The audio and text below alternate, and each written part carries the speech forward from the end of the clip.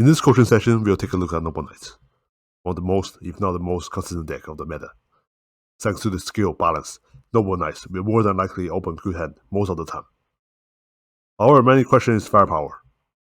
So now we'll see how it matches up versus other top tier decks in the meta. So first of all, we're playing against Blue Eyes, right? The Blue Eyes is definitely one of the best decks in the meta right now.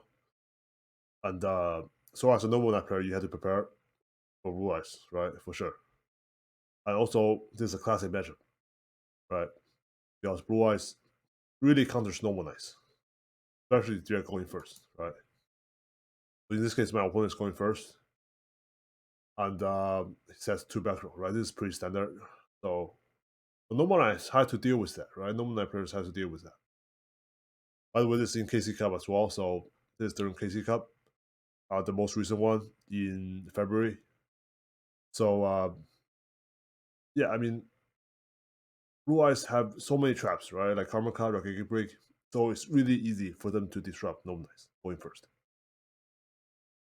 As you can see, right, I summon Merlin, and my opponent just Karma Card, right? Nothing I can do. So in this case, the fact that they go first turn trap, right? They can use first turn disruption traps, really slowed Noble Knights down, right? So at the pass, right? And he passed too. So here's one downside of Blue Eyes, right? They break a lot. As you can see, this is considered a break, right? Even though they open 2 traps, it's considered a break because he couldn't make any plays, right? My opponent couldn't make any plays or couldn't summon the boss monster, which is Spear Dragon. So they really need to get Spear Dragon on the board as soon as possible, right?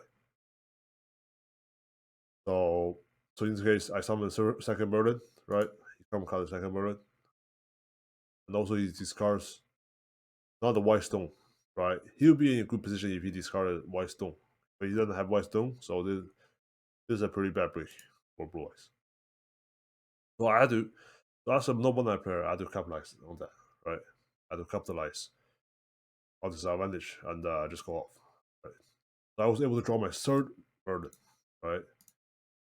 So right here I have the ODK, because I have Merlin, and my opponent knows, and he just surrenders. Next up, we are playing against Master of Destiny, right? Desperado. So Master of Destiny Desperado is another top tier deck right now in the meta right now, and that's really good against Noble Knights, right?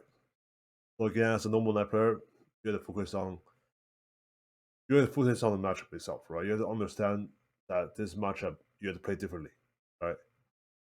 And what I mean by differently is if you're going first, right? If you open Merlin or withdraw, you have to approach it differently. You can't just have the 2 monsters on the board, right? Like just let them, like I guess normal decks you can on your opponent's turn you can Merlin and Accuracy and pop a card on the field, but against Desperado, right?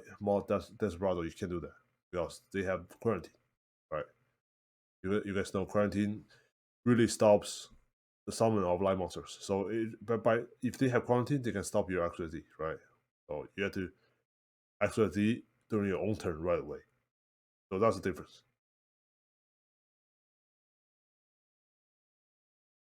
So in this case, they use couple Ace, right?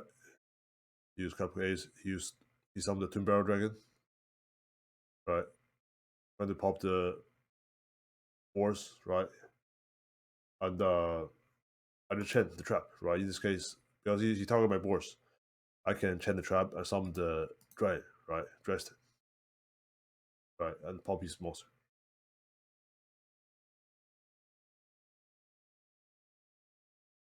So he does pop it because the coins are guaranteed. So now I can pop his Twin Barrel Dragon, right? And he has Desperado, right? In this case, so I use Karma Card before he enters the battle phase, right? Because during battle phase, if I use Karma Card, you can chain the Desperado effect. This is really important. You want to make sure your toggle is on during this when he summons Desperado, right?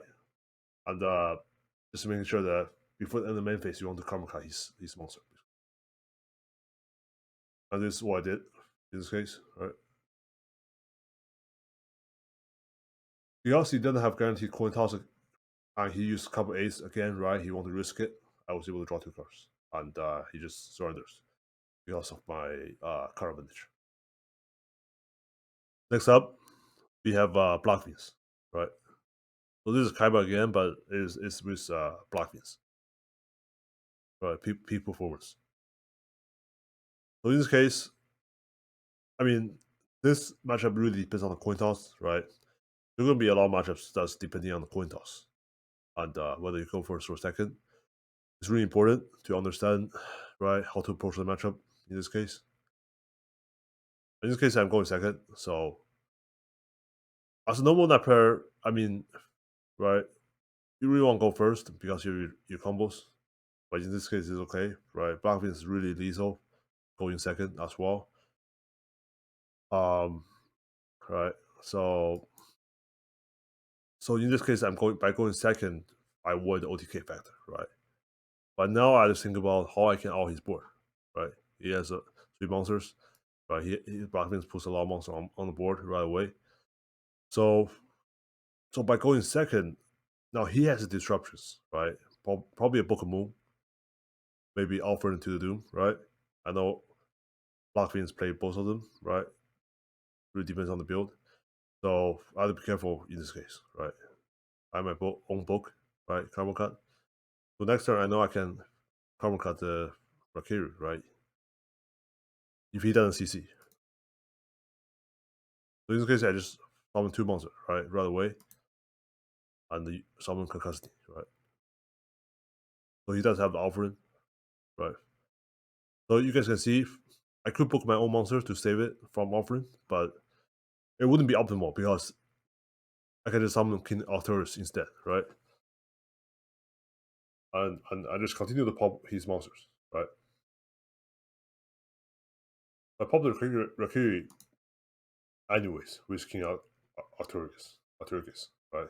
I just attack over the Zephyrus. So now his level is removed, right? And he's skipping his trophies, thanks to offer. So now I'm in a really good position. And I don't have lethal because of the Galaxy. So I just go for the lethal, right? Lethal play. Which is Kamikai's monster, right? Kamikai's move, and just attack the game.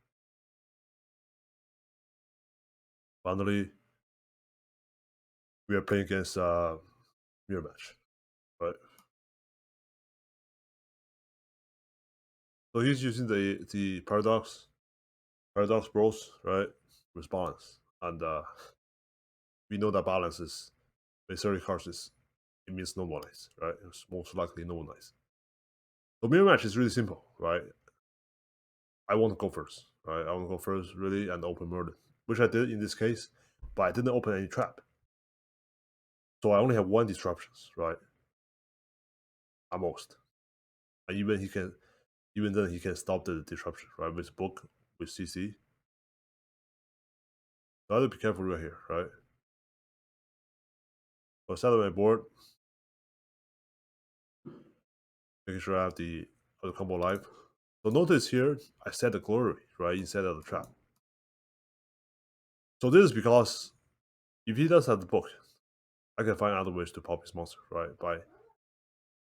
By using the trap, right? Summon Tristan and using glory. So this is really important. You want to make sure you have a live pop, right, at all times. This is why I didn't set the trap, because the trap wouldn't do anything in this case, right? You really want to stop the combo from ever happening. So he does use the Murmur at first, which is why we're strong as well, which is like an interruption, right? So this card just stops the combo right here, right? Like Bokamu.